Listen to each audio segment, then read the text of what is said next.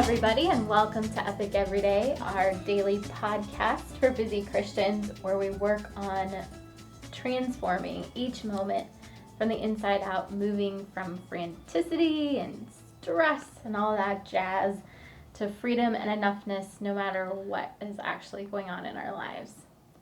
I'm Liz Frerichs, and this is my husband, Evan.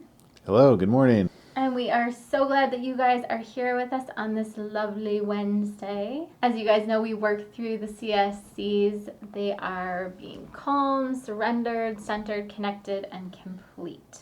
Because we firmly believe and have experienced that these ways of aligning with the way God's designed us to live really do transform every moment that you apply them, from being frantic and crazy to actually having peace in the moment and being able to breathe. So yeah, that's what I think.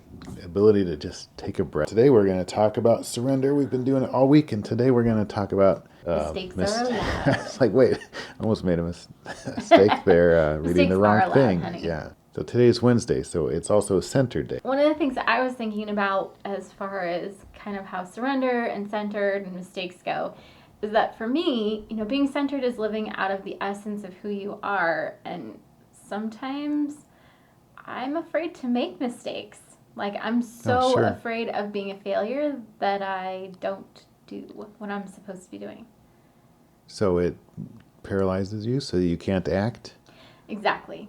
The perfectionism part of me is just like, well, you made a mistake in that area before, so never do that again. And instead of saying, oh, mistakes are allowed, I'll try again, I'm just like, well, I'm never going to ride a horse again in my life. Who needs that skill, Yeah. Or whatever skill you want to Is that a real story? Well, that was a real story. I ended up getting thrown off of a horse and dragged around a riding arena when I was in high school, and getting back on the horse was really hard. I'm sure. It was really scary. So. My goodness. Yeah. So that was one of the things that I think of when I remind myself. I'm like, mistakes happen. That doesn't have to end your career at whatever it is. That's one of the things that I go back to. Yeah. Totally. I feel it similarly. Like when I make a mistake, and the thing is, I was thinking I have more to do with, well, not more to do, I don't know. Sin and just a mistake are different, but in a way, we can treat them sort of similarly, where if we're struggling with a certain kind of sin and we're getting help and we're doing fine, and then we do it again, it's like, there's no way I'm ever going to get over this or conquer this or whatever. Mm-hmm. And what we really need is trying again, over and over again, doing the practice, and that is really, really difficult. The feeling of I can't do it, obviously, because I failed or I made a mistake. So it's hard to keep trying if it feels like it's going to be a losing battle. And I think the reason why we ended up talking about mistakes being allowed is because so often what God is calling us to do when we surrender to his call is walking outside of our comfort zones. And kind of by definition, God calls us out of our comfort zones all the time. Yeah, it's this weird mix of, like we were talking about yesterday, about being the people God made you to be, to do the things that he wants you to do. So there's this sense of like, you're the right guy for the job, God has you right where he wants you, and he made you to do this stuff. But then it's still hard, because if it was just easy stuff we were called to, we would do it, but we'd never grow. There's this weird balance where God's like, okay, come on, grow up, and because I made you to be this perfect person, where we're living together forever, and we're not that perfect. We're fallen. Kind of reminds me of our nieces, actually. Our youngest niece is learning how to crawl right now, and one of the things her mom does is put a toy just out of her reach, so it forces her to keep moving. Yeah. And it was the same way with our older niece, watching her learn how to walk. Or with our kids. Kids, they don't care about the mistake thing. Right. They fall. They care maybe a little bit. They cry or whatever, but they keep trying it. Well, and I think it's so crazy because if you, as an adult, you expect kids to make a mistake. That's right. So, like nobody is keeping track of how many times a baby falls when they're learning how to walk. That would just be silly because that's a natural part of learning to walk. And so I think sometimes we're so afraid of making mistakes, so afraid that other people are counting or keeping our own count Yeah. sometimes, you know? Or yeah, like we want to be, like you were saying either, like perfect or Mm-hmm. I don't, and maybe it's a brand of perfectionism, but I have this thing where if I, like I like learning, but then if I try something and it doesn't work, it's real hard to try again. Like I want it to work right the first time, and that's just nothing ever really works like that. It's like Right. like as kids, it's like, oh, try and try again is the motto, and it just makes. But then as adults, somehow we, Yeah. at least I struggle with thinking that doesn't apply to me anymore for some reason, even though I Because you're an haven't. adult now. Yeah, but it's like there's a million things in the world I haven't even tried and been exposed to. Right. Why would I ever be able to do that automatically? And then on the flip side, there are things that I feel like I've hit a brick wall against that I've tried and tried and tried and tried. And Yeah. this gets back to, some of the sin stuff. We just continue to sin and then ask God for forgiveness. And it's just like, why can't I get perfect at this? Right. And it's all a matter of getting back on the wagon, getting back on the horse, Yeah. and getting our center, which is God, back into our life and being surrendered to that power. Yeah. I mean, that's one of the best things about surrender is when you're surrendering to the Lord, He's the one that's empowering you. And we'll talk more about that later tomorrow. We want to follow Him outside of our comfort zones, even though it is scary and difficult. I mean, like we were talking about earlier this week, it's hard to trust that He has a good plan for leading us outside of our comfort zones. And, it's not easy to actually do the work of surrender, but when Yeah, we and get it to do is. it, Go ahead. it's so fun. Yeah, and it is work, and it's a battle inside ourselves. Right.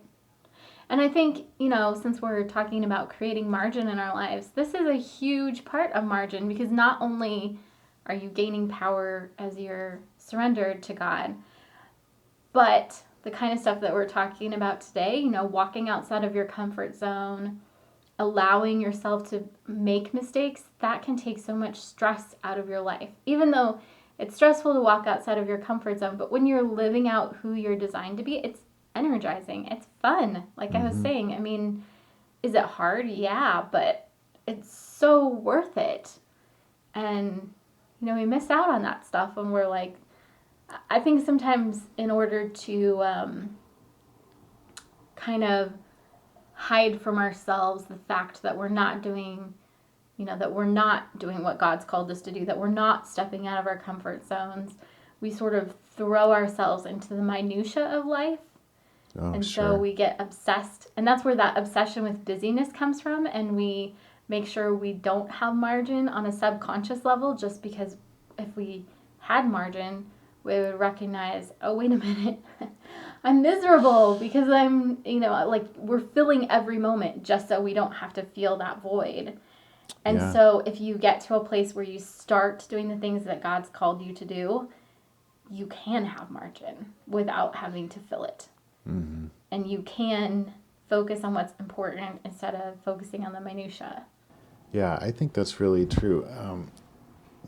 My main and most vivid experience with surrender and the void is struggle with addiction. And surrender is the biggest part of any addiction recovery program. Right.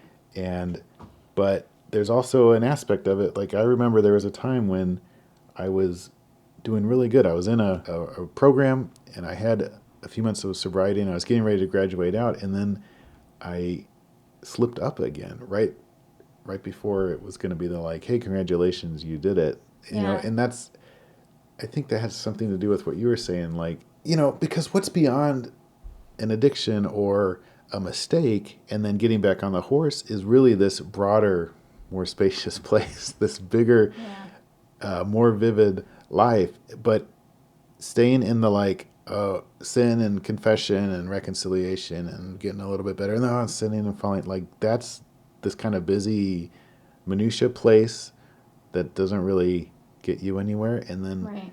but there's something about out there beyond that's unfamiliar and maybe therefore scary. Yeah. And surrender is scary because it's God running the show.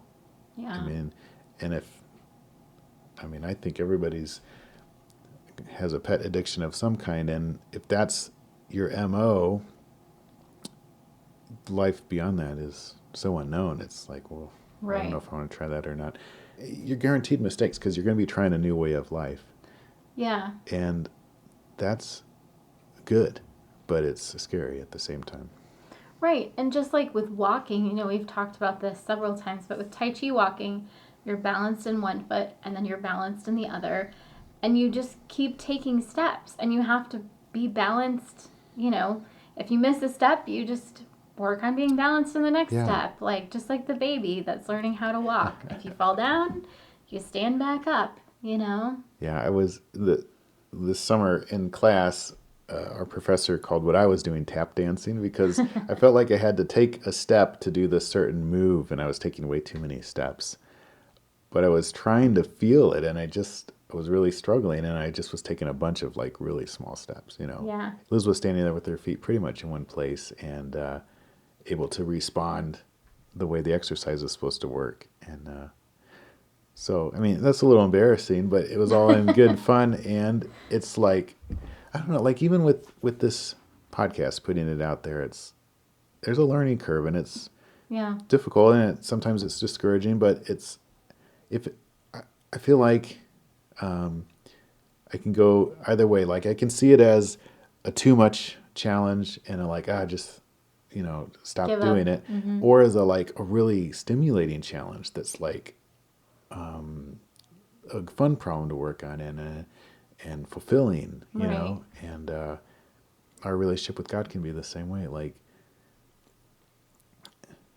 we're to be connected to the gospel of grace and in the family of God, you have to understand your mistakes and confess them and own them and then move on to the next thing and then make another mistake and hopefully different mistakes instead of the same one over and over again. Yeah. That's the really great thing about surrender, though, is that it moves us out of that kind of almost hamster wheel where you're just getting stressed out by your mistake or you're just doing the things. Like you were saying with the podcast, how it can be either this super stressful, I just want to walk away from it thing, or it can be a challenging, fun growth opportunity. And the difference between those two things is surrender. Yeah, I mean, right. If we're doing it, if we're surrendered and we're like, this is what God's called us to do, then it is still stressful, but it's also that fun growth opportunity stuff because it's part of who God made us to be. Yeah. And if we're doing it just in our own strength and, white knuckling our way through it, it's never going to be fun, Yeah. And we know what our life's like when, like the way it is now, like we could just have it be static like this for the next 30 years and live in the same house. And that would just be soul crushing. Bore us to death. Yeah. So trying something new, it is exciting, but it also takes surrender to stay peaceful. Yes. All right. Well, we are so glad that you guys were here with us today. And tomorrow we are going to talk about why in the world would you surrender? What's the big deal? And we hope that you guys can, put that 1% improvement. Give yourself a little grace with mistakes. I mean, even if they don't, not necessarily sin issues, but just mistakes. Yeah. Well, and yes, lots of grace. And lots of grace with your sin issues as well. Right, because failures does not reflect on you as a person. It does not define who you are. It is an event in time, not you are now a failure person. Yeah, God defines who you are, and he said you're his beloved creation in his image that he wants to be with forever. All right, we love you guys, and we are praying for you. Have a superifically awesome Wednesday. That's right. Talk to you soon. Bye.